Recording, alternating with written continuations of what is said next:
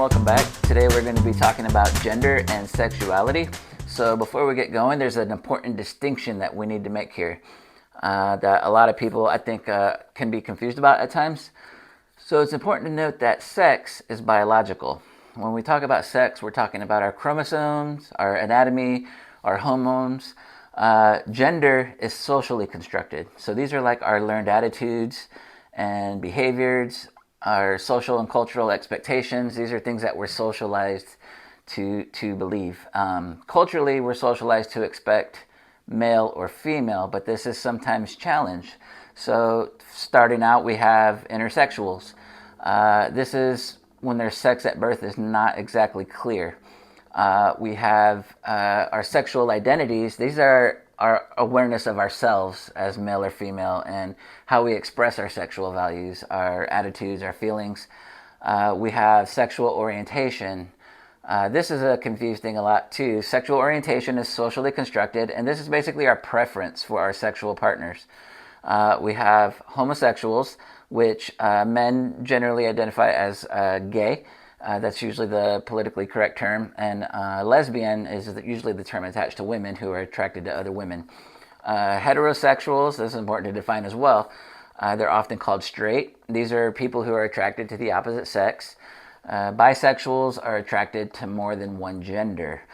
We have asexuals. These are people who have a lack of sexual desire.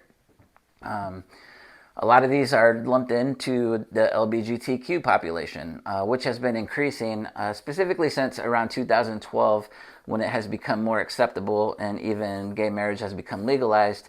There's about 4.1% of Americans more that identify as LGBTQ compared to 2012. This is despite what some would refer to as homophobia, and homophobia is basically fears and hatred of homosexuals. Now we'll take a moment to talk about gender identity. These are the things that are developed early in life that tend to be either masculine or feminine. But we also have a term called transgender. Now, this is an umbrella term for people whose gender identity doesn't correspond to their birth sex. And remember, sex being biological. We have gender roles that fall under these as well.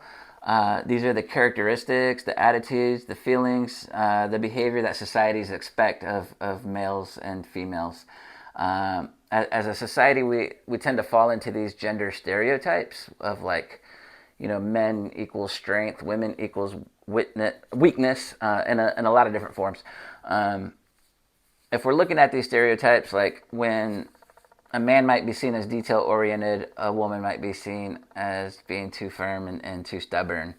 A woman might be seen as honest and opinionated, where a man is seen as, raising good points.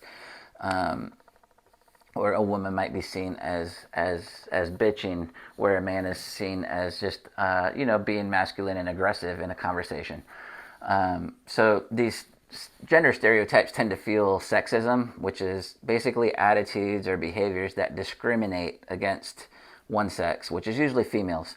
That word discriminates is important because discriminate is an action verb, and that is what makes the sexism. So usually when ism is there is some sort of action being taken, which is usually a discrimination.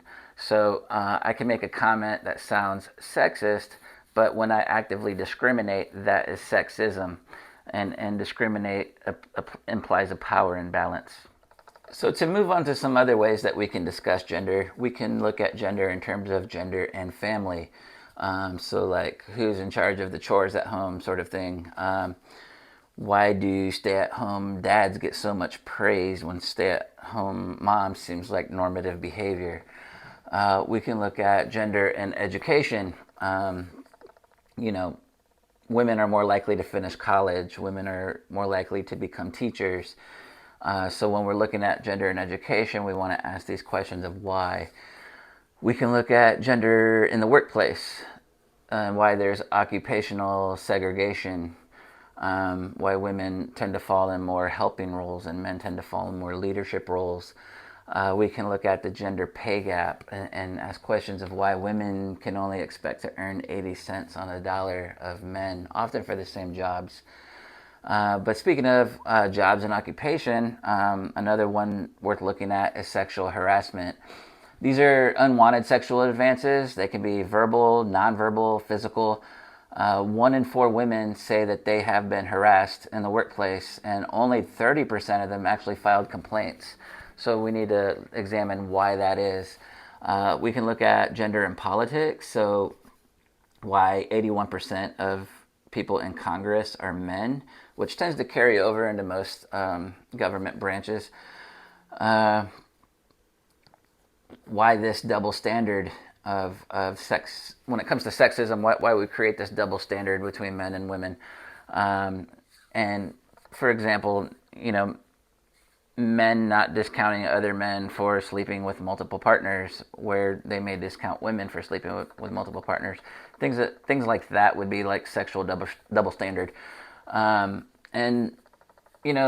all this can fall under different categories, but when we're looking at controversies that have to do with gender and sexuality, it's important to look at the U.S. numbers. Right now, there's about 63% of Americans who fall under the camp that are pro-choice for women and making their own healthcare decisions, which includes abortion.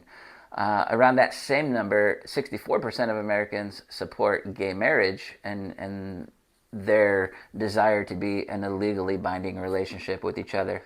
Now for our theories. When we're looking at functionalism, functionalists would say that men and women have distinct roles in the family, and this is important for family survival. A functionalist would promote gender roles and sexual norms between a man and woman. A criticism with functionalism would be that it rejects sex outside of marriage.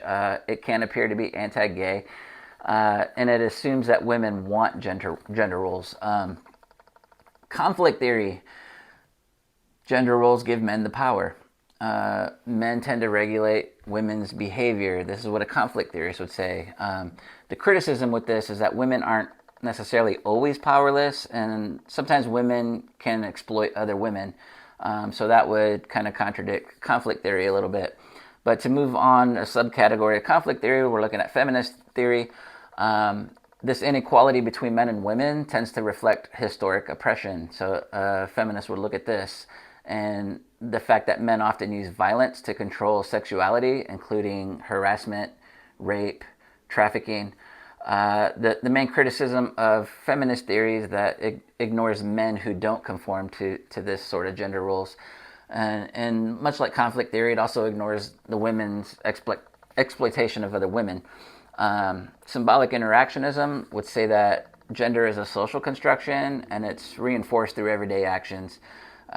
Construction of sexuality varies across cultures. I think we'd be surprised in the United States if we saw how sexuality is in other countries. Of course, as usual, the problem with the micro theory is it ignores macro concepts. So it ignores societal structures that maintain gender inequality. So next time we're going to be talking about race and ethnicity. Thanks for listening.